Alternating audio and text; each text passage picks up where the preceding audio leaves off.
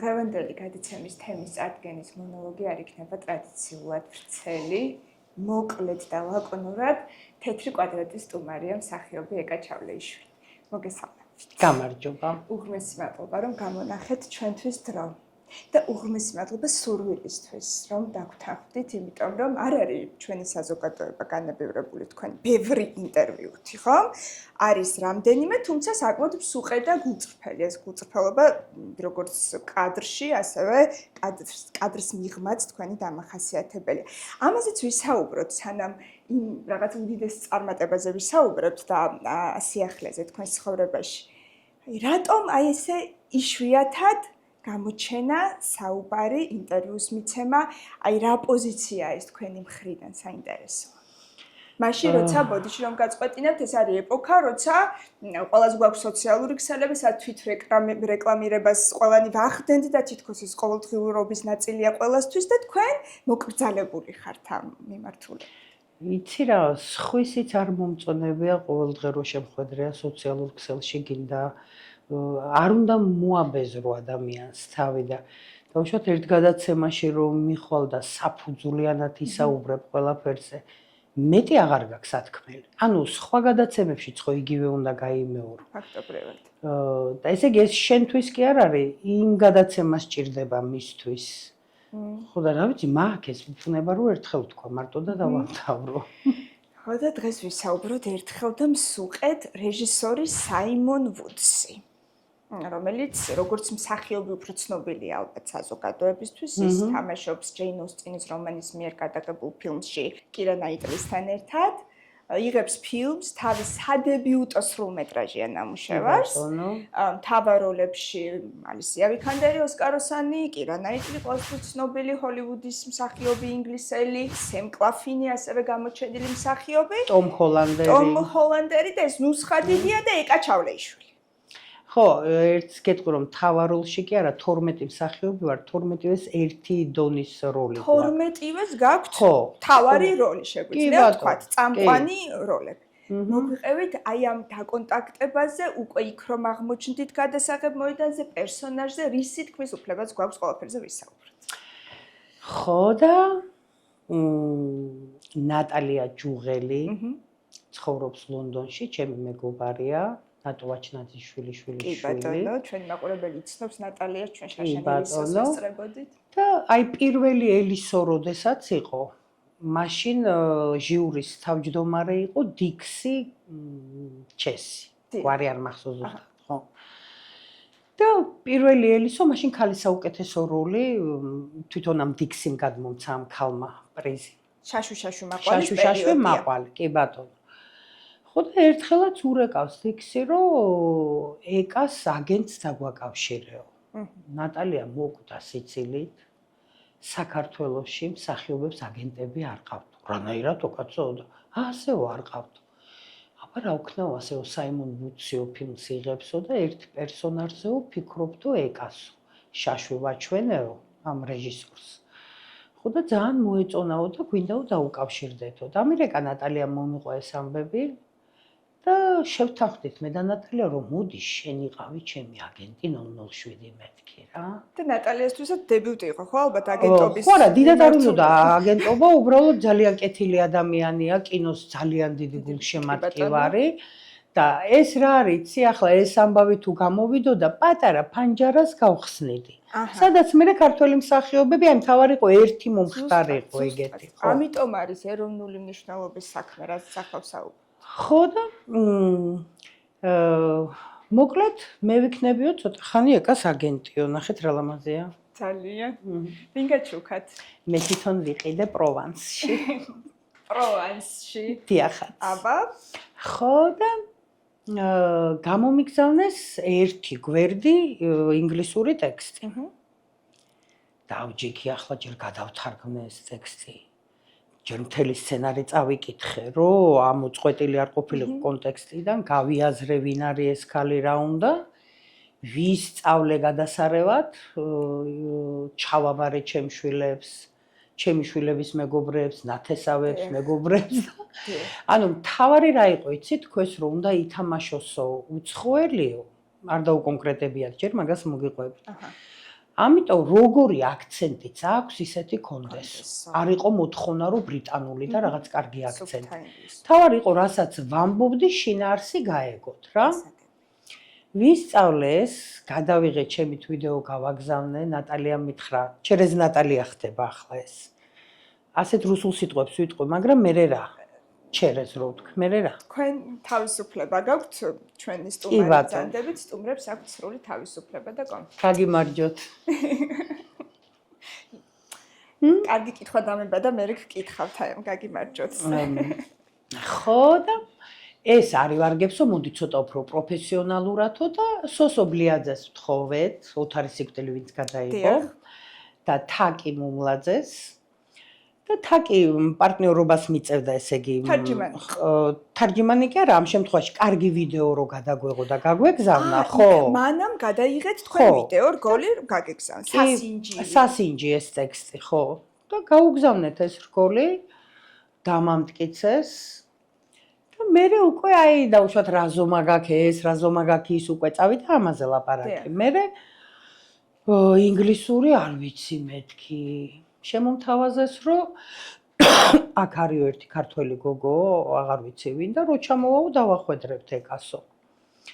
ახ საერთოდ უპრეტენზიო ვარ რა, რომ აი კითხვები იყო, ალერგიული ხო არ არის და როგორ სადნა იცხოვროს და რა უნდა ვაჭამ და ყველაფერზე თანახმავარ მეთქი, იქიდან მოდიოდა კითხვები. ეს არის სტანდარტია კითხვების დასმა მსახიობისთვის, რომ სრული კომფორტი შეუქმნან, ადამიანს ჰქონდეს განწყობა, მხოლოდ აი საქმისკენ მიმართული და არ ფიქრობდეს დისკომფორტს. ხო, ეს ნორმალურია დაუშვათ ალერგია თუ გაქვს უნდა თქვა, მაგრამ შესაბამისი პროდუქტებით უნდა იყვებოს მაშინ მსახიობმა. ოღონდ ეგა ჩამოვიდესო და ენა იცის თუ არ იცისო დავახვედრებთო აქო და აი აქ უკვე ვთქვი რომ არა მეთქი. მე საერთოდ ძნელად ვეგუები ადამიანებს, ახლა თვენახევარი უცხო ადამიანი, ეს ის ხო არა რომ მე ცოტა ვიცი ენა, მე საერთოდ არ ვიცი ენა. მუდმივად თქვენთან ერთად უნდა ყოფილიყო. ხო.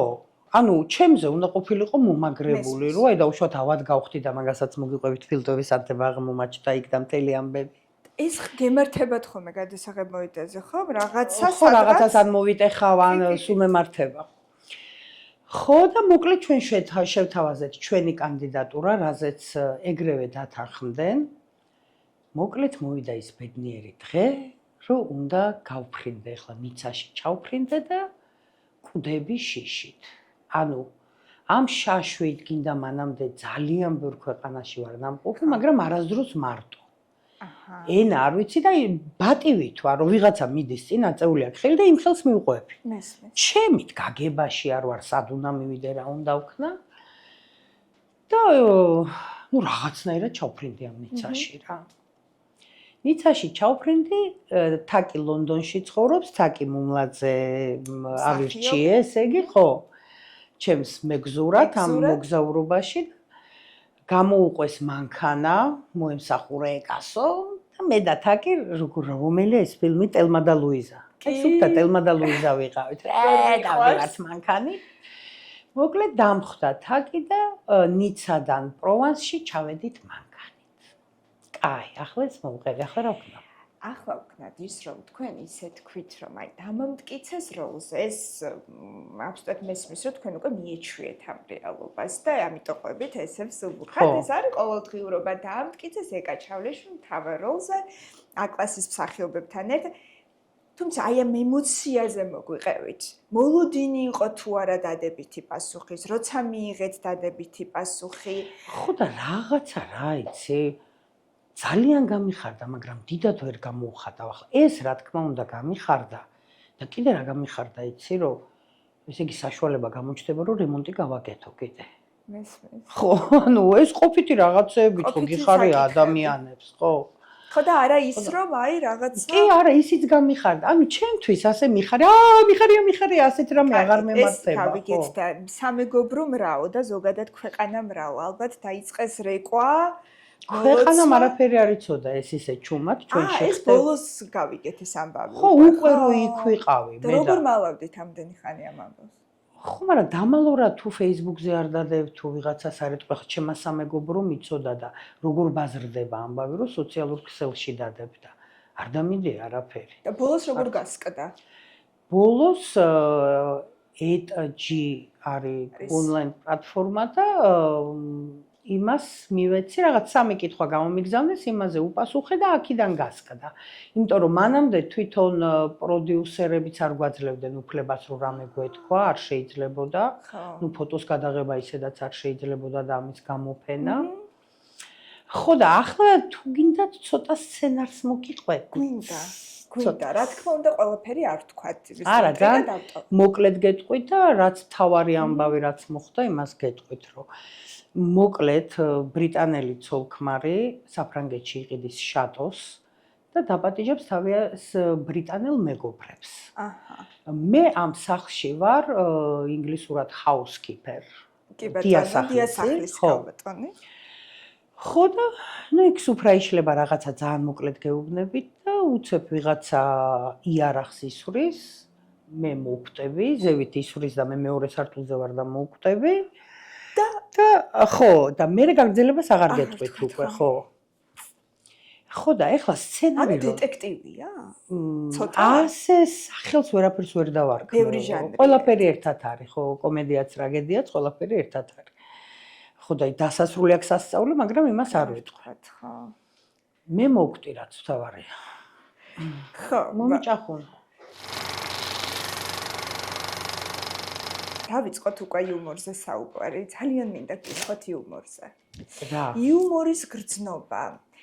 აი ეს რაღაცნაირად თვით ირონია რაღაცა გაგებით. არის ისეთი იშვიათი უნარი ადამიანებში, იმიტომ ეს პრობლემა გვაქვს ყველას, ჩემი თავისთვის შემიჩნევა, რაღაც ზედმეტი სერიოზულობით საკუთარი თავის აღქმა, პრობლემების აღქმა, ყველაფრის ესე აღქმა დრამატულად. აი თქვენ ხართ ადამიანი, რომელიც ვაღატყვება. აი ისეთი რაღაცნაირი მუდმივად სიცილის ხასიათზე.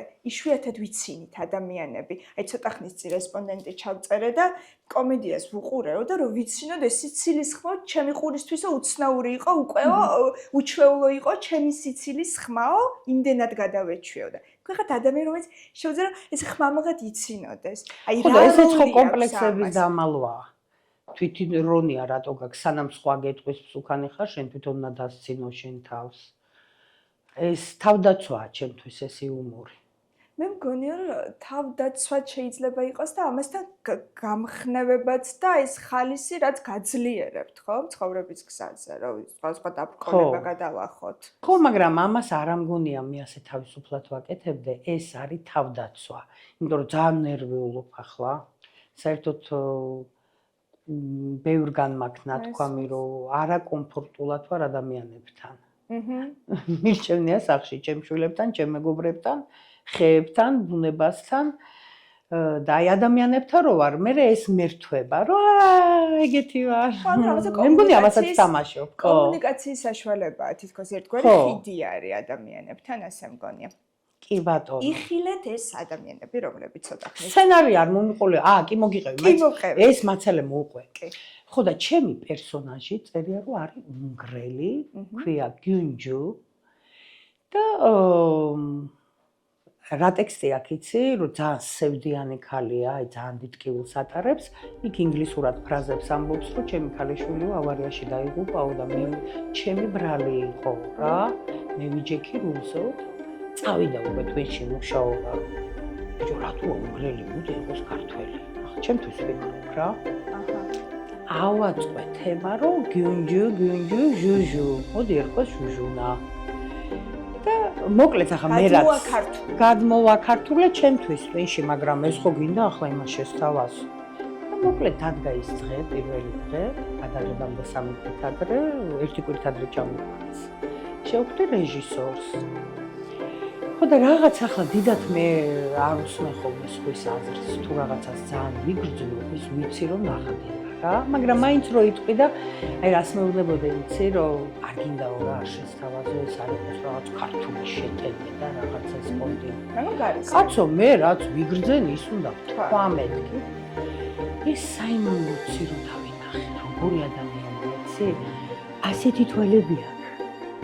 რაღაც ნუშისებური და რო გელაპარაკება ხო გესმის როგორც აბუდუბუდუ ბაბუდუბუდუ ნაბუდუბუდუ ხო აი აბუდუბუდუ ეგეთი ვითხარ რომ მოგიყვე ახლა რა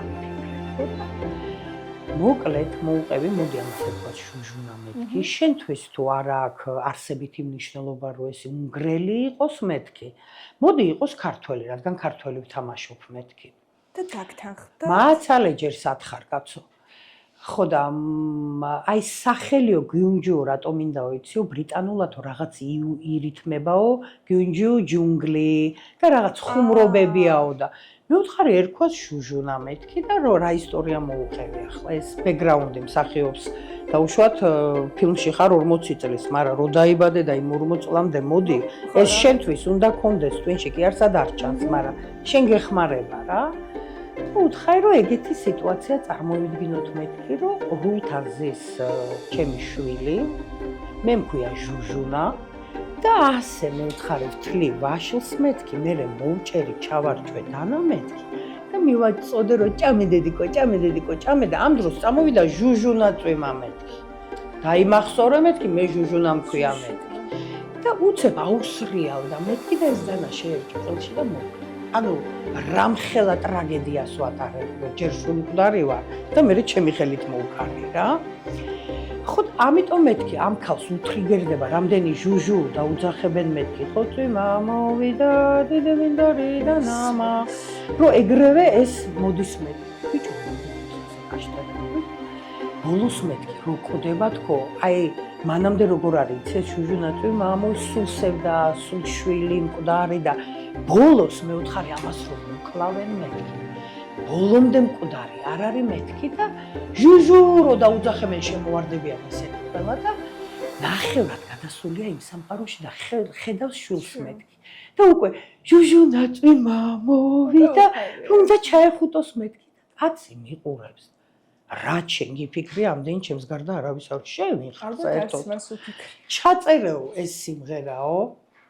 ასე ტელეფონზე ჩვეულებრივად გამომიგზავნეო და მე კომპოზიტორს ვაჩვენებო და ეს თუ გამოგვივა ისე რომ ეს ჟუჟუნა მიყვება მთელ ფილმს უკვე ჯერ სათხარ მოკლედ ჩავწერე და გადის 1-3 დღე და მოდის ასე და მასმენიებს როგორი არანჟირება აქვს გაკეთებული იცი მე ვმღერი ფილმში ჩვეულებრივად ტელეფონში რომ რაღაც ისე სევდა რაღაცა მოკლედ შენ ხარ ქართველიო მითხრა. ან ტრანსფორმაცია შეიტანეთ სცენარში და თან გახადეთ ქართული ქართველი გავხადეთ, თან ვიმღერე, თან ხო. როგორი პოპულარიზება მოხდება ამით ჩვენი ქვეყნის ალბათ ხვდებით, ხო? ხო და აი სცენები იყო ძალიან ისევდიან, ნუ ამას მე ფილმში ნახავს მაყურებელი. ერთი სული გვაქვს როდის ვნახავთ. ხო, მოკლედ ასე გავხადე ქართველი. ამას ავიდე. ეგ არის საინტერესო, რამდენად აქვთ ზოგადად რეჟისორებს ამის მიმღებლობა. აი, საიმონის შემთხვევაში იყო ზუსტად ესეთი მაგალითი, მოგისმინათ, დაგეთანხმათ, გააცნობიერად. ხშირ შემთხვევაში როგორ ხდება ხოლმე? თუ მაინც აი რეჟისორის მოთხოვნას მიყვება მსახიობი. ასე მოთხოვნას ნახე თუ გინდა კარგი შედეგი დადო, ხო? ელენესთანაც მქონდა ეს, რომ აი დაუშვათ რომ მეტყო და ასე ხო იქნებ ეს, რამოდენიმე რაღაცაზე დამეთანხმა, იმიტომ რომ უკვე ერთ არს ორივე ხართ ისე რომ ერთნაირად ფიქრობ, დაწყებული გაქვს წინადადება ის ამთავრებს და კარგი ქართველთან ხომ არა საიმონის შემთხვევაშიც ეგრე მოხდა, რომ ის მიხვდა რომ მე აი ქართველი ვარ და ქართულის შემოყვეხება კი არ მინდა, რომ მართლა ვიფიქრე და ბოლოს აი უკვე დახურვა რო იყო რომ შენი ფილმი რო ნახეო ხო ხო ყველა ეგრევე დავთანხმდითო რომ ეკამ უნდა ითამაშოსო მაგრამ ამას არ ველოდიო 10 ჯერ მეტი გააკეთეო სცენარი შეცვალე და ყველა შევთანხმდითო რომ ბანერზე მარტო შენ იქნებიო ანუ რაღაც სიგიჟეები დამემართა რა ჩვენს მაყურებელსაც დაიმართება ახლა სიგიჟეები იმიტომ რომ მართლა არ ველოდი იმ ყველაფერს რასაც ახლა გვიყვებით და შოქში ვარ და ძალიან ვამაყობ ამ ყველაფრით და თან გაოცებული ვარებით როგორ შვიდად ყვებით ამას ხო რა რაღაცა ჩვეულებრივი სამუშაო პროცესია სულ არ მიგრძვნი ახლა იქ რო ვიყავი რომ ვაიმე დედა ალისია ვიკანდელი და ვაიმე როგორც ეკა იყო ხო აი თან მეც არ ვარ ის მასტერი აუ მოდი ფსილურათი გადავიღო და რაღაც ეგეთი რაღაცები არ მახასიათებს მოდი შენ თვითონ გადაიღე რა ჩემთან სურათი რატო ხო ხო და ამიტომ თანასწორები ვიყავით, ყველა ერთად ცხოვრობდით. წარმოვიდგინე ახლა თქვენ ნახევარი ვიყავით ერთად 24 აი საათი. მათი მუშაობის სტილისტიკა როგორი იყო? თუ აკვირდებოდით, აი თქვენ ხართ მსახიობი, რომელსაც უნდა რომ ძალიან თანაუგრძნოს, იმდენად რომ აი მოირგეთ ძალიან საინტერესო პერსონაჟს დაქციეთ თქვენი პერსონაჟი კიდევ უფრო გადაასხვაფერეთ. თუნდაც ალისიას შემთხვევაში მიყვებოდა აი ამ კონკრეტულ რაღაც სტაბილურ ნარატივს, რაც უკვე დაწერეს, თუ მასაც ქონდა გარკვეული შენიშვნები, ან არ ვიცი, შეთავაზებები რეჟისორთან. ნახე ახლა ეს მე არ ვიცი. სხვა მსახიობმა არასდროს არ იცის რეჟისორი მეორე მსახიობთან როგორ მუშაობს. ის არის ცალკე გაყვანა, ცალკე ლაპარაკი, მით უმეტეს როცა ენა არ ვიცი. აი მაგალითად ერთი სცენა იყო, ტომ ჰოლანდერი არის ზე მსახიობი. მე მკვდარი ვიწექი, ანუ ვერც ვხედავდი და ხმის ტემბრით 10 სხვადასხვანაირი ვარიანტი გაუკეთა რა. ეს რა სიგიჟეა, წარმოიდგინე. ერთი და იგივე წინადადების 10 სხვადასხვა ვარიანტი. ზენიჭიერები არიან ყველა. თეატრის მსახიობებიც არიან, კი, როგორც ვიცი, თეატრშიც არ არის. ვიცი, ხო, აი ბრიტანელების შემთხვევაში ხშირად ხდება, რომ თეატრშიც არიან, კინოშიც არიან. როგორც თქვენს შემთხვევაშიც ასე არის. რა განსხვავებაა თუ არ არის თი რადიკალური განსხვავება თეატრში თამაში, სპექტაკლისას და კინოში? თუ არის მაინც? ძალიან დიდი განსხვავება. გითხარით. აი თეატრში როცა თამაშობ, იწყებ თავიდან და მიყვები, ან ვითარებ რაღაცა კვანძი და ამთავრებ.